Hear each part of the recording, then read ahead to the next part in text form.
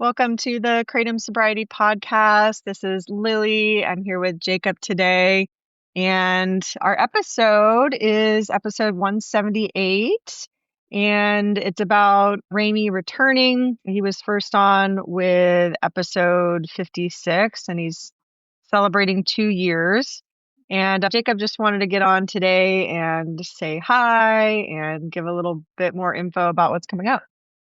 Yeah, thanks, Lily. I did the original interview with a while back, so episode 56, when he was newly clean and sober. So it'll be good to hear from him after he's got 2 years now.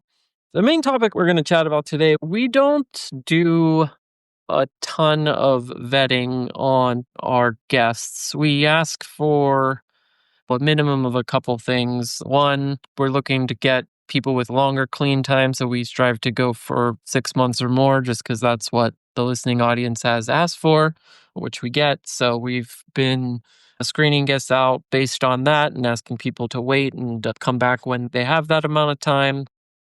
With an all-volunteer team, we don't go into people's social media and do an extensive deep dive on who they are. We don't call their relatives, vet who they say they are. We do try to ask them to come on camera and just to make sure that the person is who we believe they are, but we take them at their word. And we also let them say what they typically want to say. As an interviewer, there are sometimes I want to push back on things, and and a lot of times I stop myself because I don't think there's a lot out of that. Just fighting with someone on the mic or arguing isn't going to help anybody. We're all human. We all have disagreements. We all have opinions. And sometimes those opinions are not going to be things that even the hosts agree with, but they are opinions. As an example, one time we had a guest who, after they appeared, we discovered they had a history of offensive comments on Reddit with an anonymous account. Obviously, we did and do not endorse that behavior. We left the episode up in part because even jerks may need help getting off Kratom, and the advice they gave in relation to quitting Kratom was solid. So, yeah, that's just one sort of topic we wanted to hit on. Just that if you hear something controversial or that you don't agree with or that you think is just flat out wrong, and maybe you wanted us to push back harder and we didn't, it's probably because the host is a human being too, and they didn't maybe want to push back on it or didn't feel like it would be of value and they just wanted to let the guests tell their story. We do try to let the guests talk a lot more versus interjecting, because you've heard us all talk many times, and I'm sure you're probably sick of hearing our same stories. So, a lot of times when you're letting someone run with their story, they may say something that you might not even catch. So I think I Yeah. said enough on that, but Yeah. And as interviewers, we have a certain amount of responsibility to redirect the conversation if it's going off on a wild, unrelated tangent, or if someone's just, this doesn't really happen that often, but if someone's just disparaging someone else or there's like a personal drama or conflict. The point is a recovery story at the end of the day. Feelings and emotions, of course, get involved, but the point is to hear the story of recovery and the process of all of that. And yeah, we can redirect it a little bit, but we don't know everyone's story. We don't know all sides. If there's two sides to a story, we are only hearing one at that time. So, yeah, just like an opinion piece in the good old newspaper, everyone's going to have other opinions on it. But yeah, we just want to keep showcasing the stories of recovery. And if you want to come on and share your side of the recovery story for yourself, please do. We are having a lot of repeat guests on right now because they have more time and more wisdom accrued with that time. And we love to hear people, how they grow and change. It is cool to listen to someone's first episode followed by their more recent one and just listen to how they have evolved and changed. And yeah, we are looking for more people to interview in the coming year for January 2026. We have a couple of people almost scheduled, getting ready to get scheduled for January, and we have more coming. And yeah, if you're interested in just setting up a conversation and learning what even being interviewed means, feel free to email us and reach out, and we can talk about that too. yeah, for sure. That would be great. The more guests we can get on, the better. Diversity opinions is always good. And yeah, what I think the last thing I'll say on the topic is what you said was also important in clarifying some of my comments. Say if there's personal attacks or someone's disparaging someone directly, we would definitely step in. But other controversial comments we may let fly. So cool. Yeah. I think you're all probably excited to hear the follow up interview with Ramey. I know I am since I had the chance to talk to him back when he first came on. We'll get that queued up here in a minute. Yeah. Thanks, Natalie, for doing the interview, coming up with Ramey, and happy holidays in advance from us. Stay strong, stay sober. Yes, definitely. All right. Good talking to you, Lily. Bye. Bye.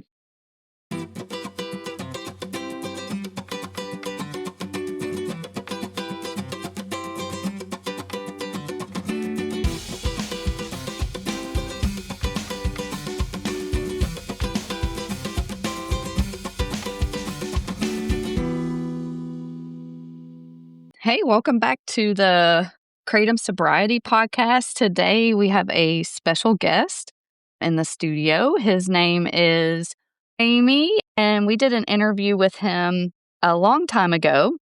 So he's coming back for he just celebrated his 2 years on December 5th. So for those of you who didn't catch his story, we're going to start out with just like him telling us a little bit about himself. So welcome, Ramey. How are you doing? Thank you. It's good to be back, especially under these circumstances. I'm doing awesome. My name is Ramey. I was here, I guess, 1 year and 8 months ago, because it was at 4 months, I believe.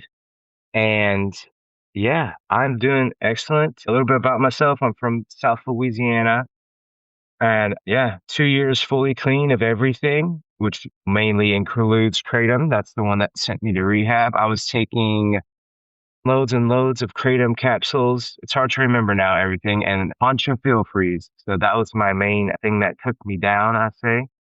And yeah, I am 37 years old now. I got a wife and a cool family. So no kids or anything, but yeah, I'm just happy as can be nowadays. Is that good enough intro there for you? Yeah, that's awesome. That's how we know Ramey. He's our positivity all around. Let's see. So you said that you had some other addictions. So let's touch on that a little bit. I think Yeah, you yeah. struggled with. Yeah, I did. Absolutely. I struggled. So my first addiction, I would say I definitely had amphetamine, Adderall, and Vyvanse. Got prescribed by saying I had ADHD, which I may or may not have. No worries if you do. But I just abused the ever living daylights out of those. Didn't go to rehab. Didn't call myself an addict at the time. Just moved away and said I wasn't going to take that stuff anymore. And yeah, started working out and stuff like that. Had a healthy couple of years, I would say, or months, I don't know. And then just slowly started abusing alcohol after that, and then dipping back into.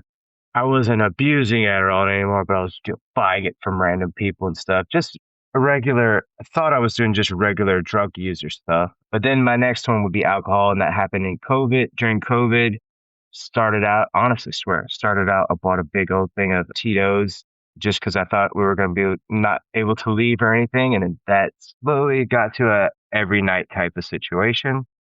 Quit drinking for a year, cold turkey cold turkey ish. And not, again, still didn't call myself an addict. Still just was like, man, I'm depressed and struggling with these things. But in that year that I quit is when I found Kratom a couple months into it. I'd heard about it plenty. And the first couple times I took a couple pills, it didn't do shit for me. And then, so I just didn't do it. But eventually I just was take more and eventually I'll feel something. I never got that euphoria people talk about with it, but it did help not to drink it for a while. But yeah, that's my other substances story. Alcohol, amphetamines. And then you found Kratom. And then I found Kratom. Okay. Oh, All right. you And want to so go in on Kratom? well, I was going to ask you, like, maybe if you want to touch on how you realized it got out of hand and it was a problem and you wanted to quit it. Oh yeah, as an addict, I didn't really take long. Like a lot of people, I didn't take it to stop anything. I just was bored and could do this thing.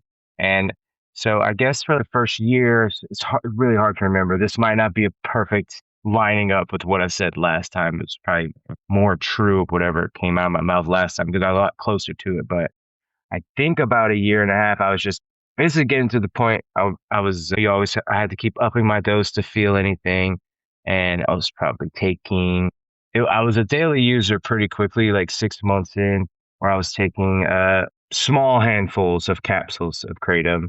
And I would go to the gas station, I would buy hilarious sized bottle at the beginning, very small compared to what I ended with. And eventually I was just taking it every day.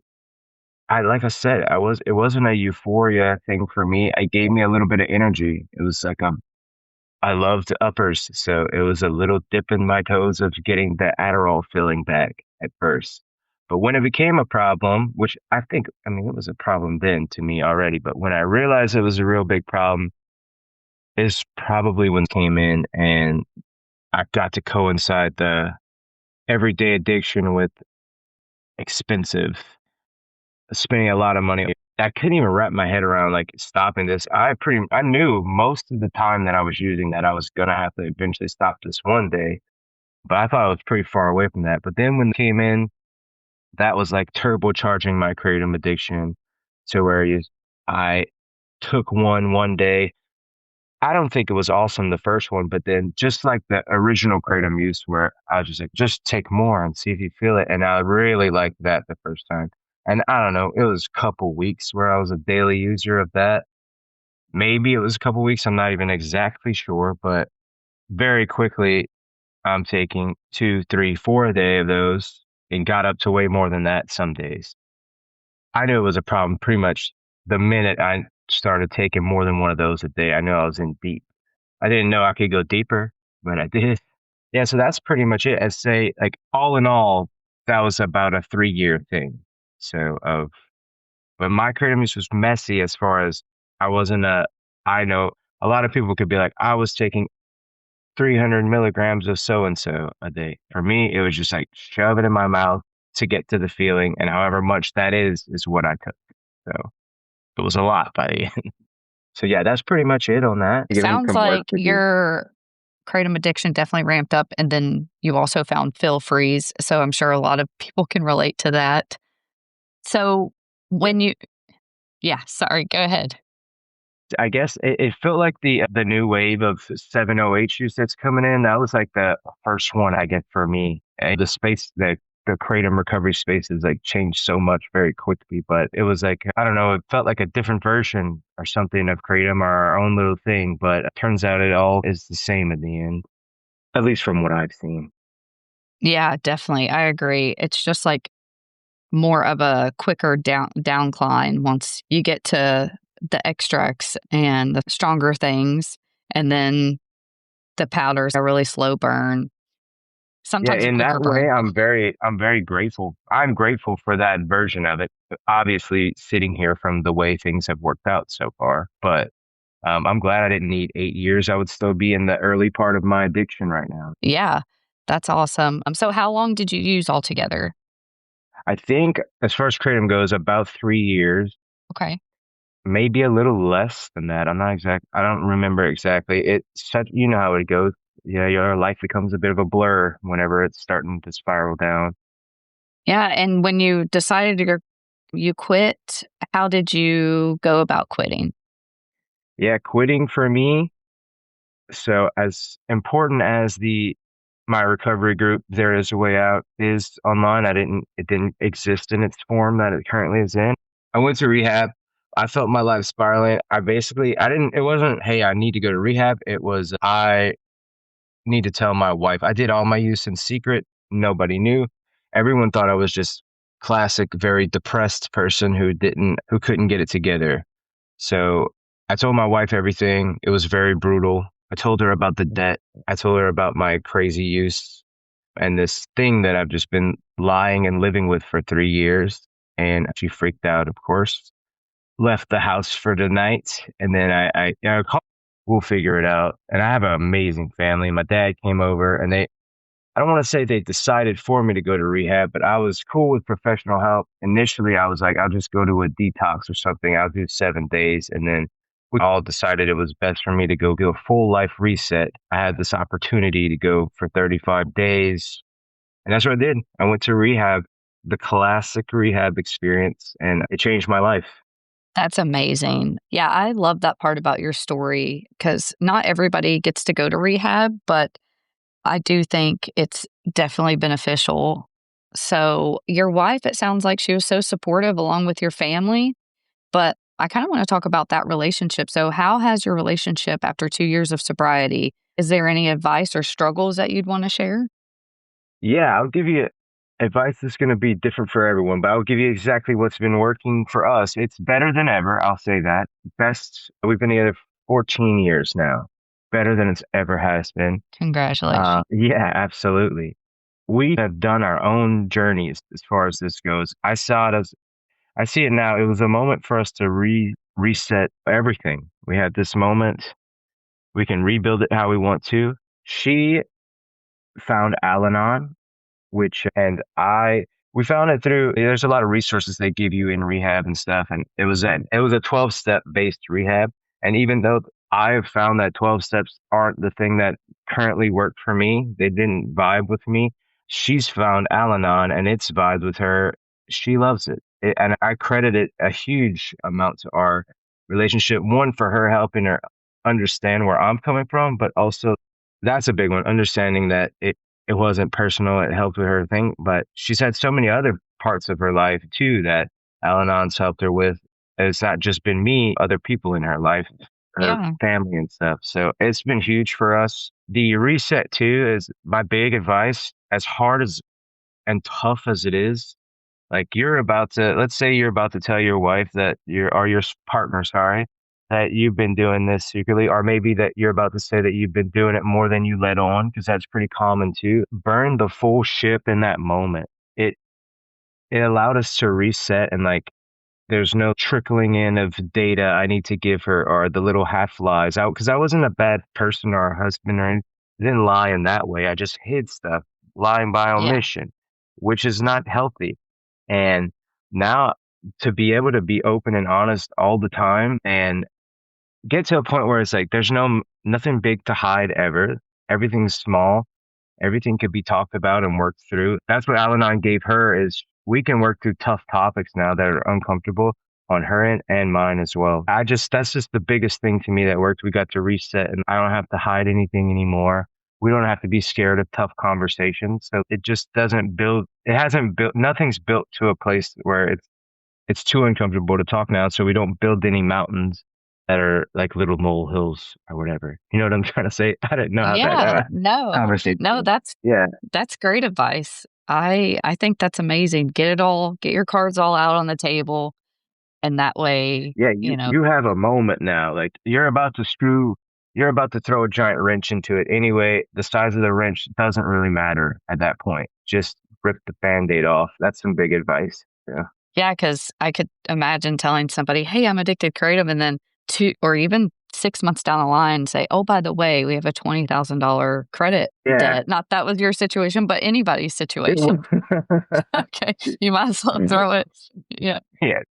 Throw it all. It was tough. I'm not gonna lie, it was really tough. And Okay. her reaction I thought would be a little different than it was. But I'm grateful for her reaction now because I needed it. I didn't need the, oh, it's going to be okay at that moment. I needed to know this is serious and you have broken my trust. I needed Yes, that. because you did. Yes, absolutely. Yeah. And that's awesome. I'm so glad that she is just thriving doing Al-Anon. And I always say, I did the 12 steps a long time ago. I was like, the 12 steps can be for everybody. Not that it aligns with everybody. I don't mean that way, but just the self work you do in it. It's Yeah. so amazing. So I'm so glad that's working out. And I know, like on your last podcast, you shared that you had started a new job. Yeah. I'm still at the old, I didn't know what I was doing back then. I know a little bit more, not totally, but yeah, that's also changed my life completely. I went from sales or commission based up and down, flowy, and now it's like I have a steady source of income. I work 2 weeks on, 2 weeks off, which I love. My wife doesn't love it totally, but it's given us a lot of cool stuff. I'm completely out of all the kratom debt. It was a lot. And yeah, we can build I don't like to talk too big of myself or anything like that, but I've done well as well as say it. It's not scary. I'm able to dive into something I had no idea how to do, something that on Kratom I would have eventually talked myself out of saying that I can't do that and I could do it. So that's the important part. Yeah, I But think yeah, that's it's awesome. going well. Gaining your confidence and trying new stuff. So I'm so glad to hear you're still there and it's going good. Yeah, I heard you went to your first sober concert. Yeah, Just this is trying to check crazy. in how that went. Music was the most. All of us trading people love music, but I toured and played music for a long time, and using drugs and alcohol took that away from me for a long time. So I went to my first concert, a band called Day Seeker, and it was amazing. And I cried 3 times at it, and that was a year and a half ago. And I got so inspired, I started playing music again, not just because of that concert, but yeah. And then like probably 6 months after that concert, a buddy of mine who used to play music with was, hey, you want to play a cover show for Christmas at this venue? They'll have a lot of people there. It's emo covers. I was like, oh, hell yeah. So I spent like 3 months learning a whole set list, and we basically just made this band for this one little show just to have fun. And yeah, we just played our 1 year anniversary show at that same place. There were probably 600 people at it, and we're doing really well. We played like 10 shows this year, sorry. And I had the most fun I could ever imagine. Can't believe I'm having this much fun sober. Playing music is so awesome. Yeah. I just can't even believe it. And none of it would be happening if I was still using. Not even close. Yeah, that is awesome. So you've pretty much gone on tour with your band and had your first sober concert. That's awesome. Yeah, are you guys like ramping that up or are you guys just chilling and just when you guys can, you get together? Yeah, we basically turned into a band. I would say we are ramping up. We've already started writing stuff, so it's going well. We want to make sure we keep it fun because we're all a little bit psychos when it comes to. We all wanted that to be our life, and Yeah. now that we're grown ups with families and stuff, we'll keep it at a good level. But yeah, we wanted to play 3 or 4 shows a year, and we did 10. We've overperformed and had more fun than we even expected, but it's just going really well. So we're just gonna keep doing it that way. Yeah, Yeah, awesome. it's the funnest thing I do. Okay. Do you want to mention your band name? Sure, we're So called Memoirs. okay. We don't have anything. We're just a cover band at the moment. Right. Yeah, Okay, that but we have sounds so awesome. much fun. Yeah, that's what matters is having fun. I would love that. That sounds like a blast. And you said you were going to Japan. Did you go any other cool places? Did you actually make it to Japan? We didn't go to Japan. Japan was like it's like the dream vacation. Okay. So we got to work towards that. But we still went across the pond. We had an amazing vacation and we went to England and Scotland in April. Insane. We had the best time. Balled out. It was beautiful out there. Went for 10 days. And then we're going to go to Vermont at the end of this year to go on a big ski vacation and then Italy next year. So we'll get to Japan eventually, but Wow. we got a lot of other places we've been enjoying. So yeah, all stuff that I said I was going to do one day with my wife while using, and then 5 years go by, 3 years go by, and you still haven't done any of it. Every year is next year, and now next year is just let's do it. It's awesome. Yeah. And you sound like you've gone to quite a few places. What was your favorite thing about the Scotland trip, do you think? Oh, I think it was actually Scotland. It's just so beautiful. Go and see the castles. My favorite thing always is to go eat food that we don't have here. I could just go off on a foodie binge for a minute, but Yeah. yeah, we had just the most beautiful day in Scotland. It was like really cool weather. It felt awesome. I just can remember all the happy smiles, just seeing my wife just so happy to finally be doing this stuff I've been saying I was gonna do. Yeah. Those are the moments. Seeing my wife just, this is my life. That's the Yeah. best. Yeah, that's the beautiful moments you get in sobriety. I love that. What's been your biggest struggle, you think, in sobriety? That is a great question. I gotta be honest, I don't want to say I've had no struggles. Definitely in the beginning, it was understanding that like certain situations are gonna are just going to be different for me now, and that's going to be okay. My friends are going to be getting together or whatever in this scenario, and they might be partying, and I can go to that. And then when it hits a little level that I'm not comfortable with, I got to go home. And it used to be I got to go home. And now I just know it's time for me to go. And that's okay. I don't going to bed is fine. It's good. It's nice. Yeah. Sleep is a struggle. It's weird because it was such a struggle. I still don't sleep amazing. It could have to do with my schedule, how much I fly around and stuff, but I learned that I can make it through anything. I can make it through a tired day. Thanks to how horrific sleep is in the beginning when you're getting off of Kratom, or it was for me. A rough night of only 3 hours is like a cakewalk still, even at this point, compared to that. And yeah, if I remember back to the beginning, I'm a lot more okay with boredom because now I have a couple hobbies and stuff, and there's always something I can be doing around the house or going with family and stuff. But the boredom at the beginning was a little. I'm lucky. I know I'm lucky. I've got a great job. I have a supportive family and supportive partner that we've all like collectively got together to make this an easier transition than a lot of people. So I understand how grateful I am that I haven't had much struggle and I've taken it all in stride. It's hard for me to know what is me. I need to be proud of myself for all the work I do put in, but I also know I'm lucky. Yeah, I've Yeah. had it easy, which is You have it also is work, and you have done that. And like you said, you travel all the time. You still struggle with sleep, and yes, things like that. and I do a lot of work, but it's that the work is our recovery group that we're both in. There is a way out is that is my source of recovery, and it just doesn't feel like doing work ever because it's my people. It's easy. Because you It's enjoy my it. friend. Yes, Yeah. I enjoy it. And when it does feel like work, I just go a little less. That's just how I do. Balance has been the most important thing to find. So anytime it feels like work, I chill out. That's it. That's how I roll. Yeah. That for those that don't know it, I do know Ramey from There Is a Way Out, and he is the chillest. He's the chillest guy. So that's what we credit him for, his positivity and his chillness. Yeah. Yeah, that's actually I was gonna ask you like what your recovery looks like now, which I Yeah, know you absolutely. just were getting into that. Sure. Yeah. My recovery, I would say, so right off the jump, I didn't know it existed. It didn't exist, honestly, in the capacity it is now, but I was doing online meetings. I was vibing with those. I did go to some in-person ones. And for me, the anonymous programs, and this is different, depends on where you are, and it could be just what you need.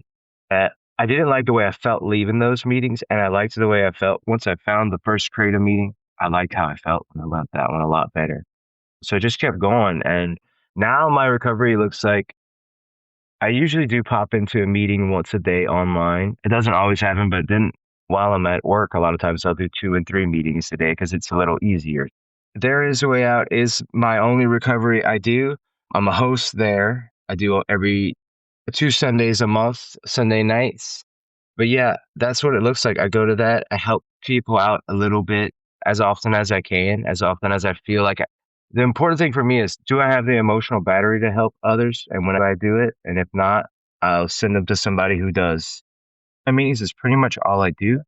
And it's changed my life. I love that. Thank you for sharing.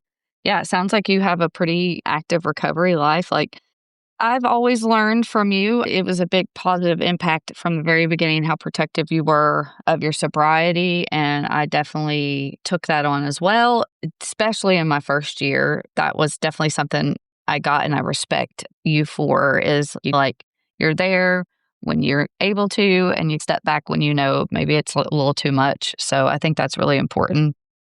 Yeah, I couldn't agree more. And thank you for saying that, by the way. That's cool that you learned that. I learned I that from did. others. I watch, you watch. It's us addicts. Like some of us are the coolest, nicest, most loving people that I've ever met, especially in that group. It's crazy how many amazing people are in there. But also, like, we could be our own worst enemy because we just want to help everybody. We want to do everything. We want to be.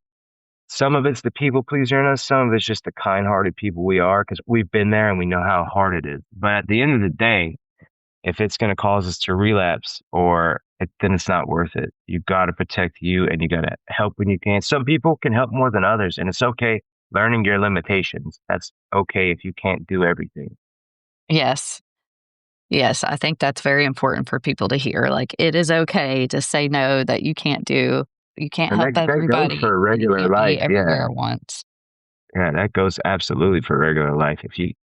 It's not a bad thing to tell somebody you can't go help them move today if you got other stuff going on. I know that's just one example, but Yeah, that's okay. You also don't want to become a hermit, but it's all about balance. it And you is. gotta be honest with yourself. That's the main thing. Not just me being able to be honest with others, with my partner and my wife, but being honest with myself and feeling confident in that honesty towards yourself. That's a big deal. Yeah, and you still do your meditations? I do them a lot less now. Okay. Yeah, but I can't recommend them enough. That first year it's like I don't know, it's like I created a state of being with myself and I like where I am now. But I think getting extra healthy in 2026 will be my next challenge. I've lost a little weight this past year through fasting, but I think exercise and a meditation routine that's not a daily thing, but that is something I could work into a monthly basis. I'll figure that out. But yeah, I can't recommend them enough. 10-minute guided meditations on YouTube. You got to try them out. Right. You That, used yeah, to you used to do them every day, and so, every yeah, single I just day. wanted to, yeah, bring that I think into. my, my natural anxiety state was quite a lot higher in the beginning. And, Absolutely. and now I'm much more laid back guy. I think Yeah, I've always been laid but back, but I don't know. Yeah, I just it's to say that I don't need them because you can do them every day. It probably would make things easier, but I do. The meditations taught me breathing, and that's how I do it in my daily life. Is when the anxiety comes. It's a sort of yeah, meditation every day where I do a deep breath thing. it's a tool you have, so that you've Cool. There you learned. go. Yeah.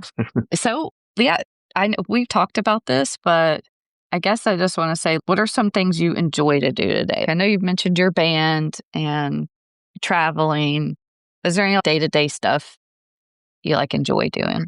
Yeah, as the addict I am, my day to day stuff a lot of time I like music, so I'll play music a lot during the day. But I like this. It'll doing a thing my wife has said I should do that I said I would do around the house. I put a nice, beautiful flower bed and rocks around our house. We've been here 6 years now.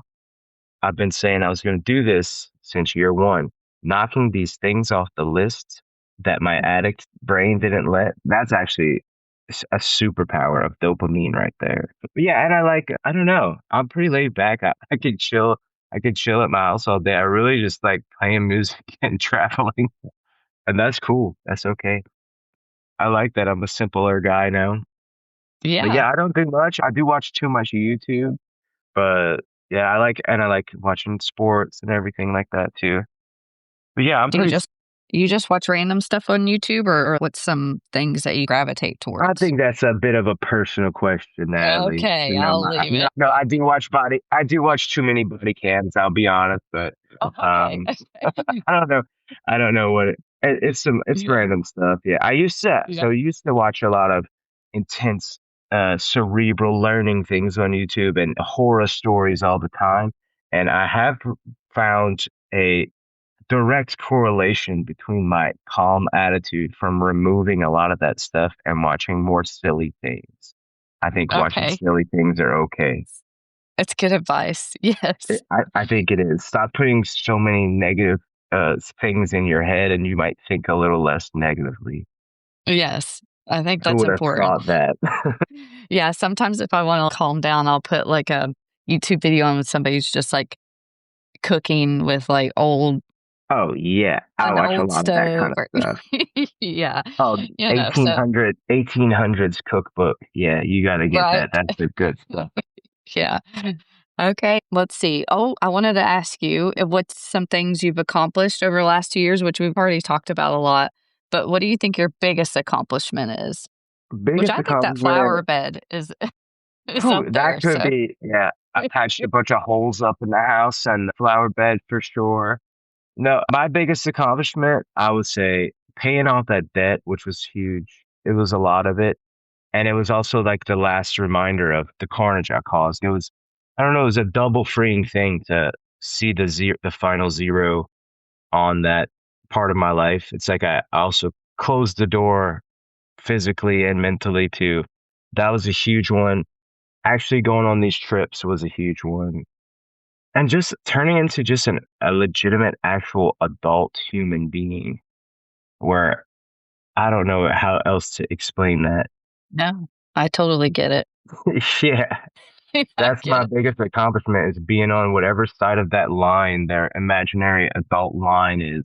I feel like I crossed into it now and I'm like a respectable person in my own mind. And my wife comes to me for things instead of me going to her all the time. And I would say my family's proud of me. My family's very proud of me. And I'm an uncle. I don't have any children, but I'm like the king uncle in the family. And the first week out of rehab, my like 8-year-old godchild asked me if that place fixed my addiction because they knew I went in there. Aw. They knew I went in there, and just I'm somebody they can count on. I recorded a little song with the boys, a little rap song with them. Aw. It didn't come out great. It's horrible to me, but they had a blast. I had a I bet blast. they loved it. I think that moment of just being there, not worrying about it turning on, and me and the boys, yeah, we loved it. Those are great life accomplishments for me. I'm present Aw. now, and I can always be there Yeah. for. Yeah, you're present, and it sounds like your wife can rely on you, and, yeah, that's just really beautiful, so Yeah, thanks for sharing that stuff with us. And of is course. there And anything else I'm happy. I'm just happy. Being known as a Yeah. happy guy, that's a crazy accomplishment to be known as the positive happy guy. Jeez Louise. I can't believe this. Yeah, instead of being angry and resentful. Yeah, I just was sad all the time. I didn't feel like there was any point in living, and like now people want what I have. It's insane, but they should because I love it. They should want this, and they can get it. Yeah. Yeah, I think everybody deserves that. I agree. I got a couple questions for you. What's maybe a random habit you picked up in recovery that you didn't expect you would pick up? Ooh, that's a good one. That's a good one. Random habits. I would say I'm not trying to be cheesy, but it's telling people I love them and that they mean something Aw, to me. Yes, important. I try to tell people it's like a cheat code. Honestly, no one's mad about that when you tell them that. It's a little free dopamine bump. Tell someone you love Yep. them. Plus, also, it gets you outside of yourself. It gets you thinking. Yeah, I'm not gonna tell the random person, same person every day this. I tell my wife. Yeah. Yeah, think about somebody in your phone or in your recovery group and send them a little message every day. It's like a cheat code. I try to do it. I pretty much do it. I'll find somebody. It'll work its way to you eventually, Nat, but I see you too much. Yeah. It's okay. I know. Okay. And yeah, I love that advice. I'm going to start doing that more too. I try every now and again. I'm like, just so do you do coffee, energy drinks, or are you just raw dogging life now? No, do coffee. I'll say so on coffee. I have no plans on quitting coffee, Okay. but I thought it was a myth, like this mythical thing that coffee actually works and picks you up in the morning. Because I did have some substance in my system first. So even when I drank coffee, I would pound 3, 4, 5 coffees sometimes. I like, literally cannot do that at all. I can drink 1 cup of coffee and that's where it's at. Like when I start going for the second one in the morning, I'm begging for anxiety to come. Yeah, one normal human cup of coffee in the morning is pretty good. Yeah. Yeah. I have noticed that caffeine has been wrecking my life lately. So I've been very thoughtful of how much caffeine that I will drink. So, Yeah, maybe one day we'll get on that one too. I don't know. I take things slow and simple and easy and whenever it comes to I making think these changes now. So I think 1 cup of coffee, I think that's good. I think it's a good place to be at. And this is so what would you tell somebody who is scared to quit kratom? This will be the last question. It's my favorite question though. I love this question. So let me put myself there a little bit. So understandably that you're scared to quit. I was scared to quit, but I was scared that life would be dull and boring. I was scared that I was scared I couldn't do it. I was scared of the withdrawal pain from which I didn't know about how crazy withdrawals were going to be back then, but I would tell them that the kratom is what has you scared, that your brain, you really can't trust when it becomes a problem like it does for all of us, for everyone who's listening, when it turns on that point, however soon it takes you to get there. Like your brain's not to be trusted anymore. My brain was depressed. My brain had no confidence. It lied to me all day long. It made me think I was worse. I was less than. It made me think I couldn't do some honestly pretty simple stuff that doesn't even take a second thought now.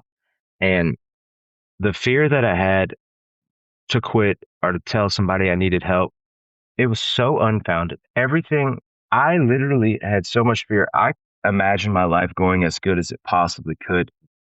It's going better than that before I quit. 'Cause what I thought was a best case scenario of getting sober, I literally wasn't able to think about how good it is. I wasn't able to think it as good as just my actual life is. It's incredible. I just would say it's hard to trust your brain, but trust your gut on that. You need to quit, and everything you're scared of, I don't want to say it's not real or whatever, but what you're actually scared of is doing well, maybe. I don't know. I don't know if that's true for me or not. I'm a little bit lost of trying to say the final cool phrase, but there's nothing to be scared of. It's almost something you should be excited of. It like quitting this stuff and going through rehab is the greatest fucking thing that has happened to me honestly up until this point in my life. Because now every opportunity that I want is back on the table, and a bunch of new ones too that I didn't even know about. So I would say quit now. The whole planting a tree thing 20 years ago or today, like it's make a plan, find a community, come join our community. We're chill as can be. There's every type of person in there. There's somebody hanging around in there that's for you. It's a lot of times it's less scary than you think it is. You could be making it way worse than it's going to be in your head, like I was, and like almost everyone seems to be. Sometimes the physical stuff is rough, but you could do hard things. The hard thing, nothing is harder than fucking. Oh, sorry, I don't know. I can't remember the curse word. Nothing's harder than living your life on 5% mode, having to take kratom all day long. That is harder than whatever challenges that are going to come your way, I think, once you get the substance out of your brain. So, was that good enough? I think that was all right. I love that, Ramey. That was amazing. You're such a pillar, and 2 years is it's just amazing. I love your story and your comeback, and you're just killing life. So thank you for giving everybody hope and sharing that with us. Yeah, of course. And there's going to be a lot of people who listen to this who don't have it go as smooth as me. And you can do that too. But it can go pretty well. Your quit can go. I want you to know that might be in a lot of recovery rooms and hear how hard and tough it's going to be, which it might, but it could go well. You could get rid of this substance and do a little recovery work and just add full honesty to your life.